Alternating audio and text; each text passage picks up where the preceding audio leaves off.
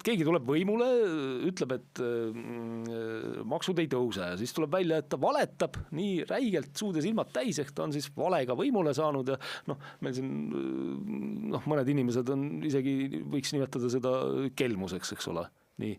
Aga nüüd meil ei ole mitte mingisugust mehhanismi tegelikult selleks, et korrale kutsuda seda asja. Peale selle, et 4 aastat peame ootama.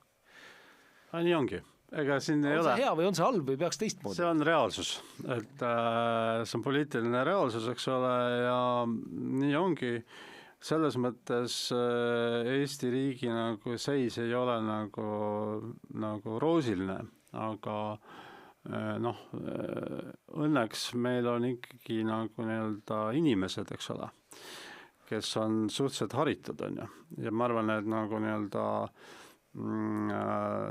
mingi ei ole veel nagu nii-öelda selline situatsioon ka, et me ootame lihtsalt, kui tuli kustub, eks ole, et nii hullu ka ei ole.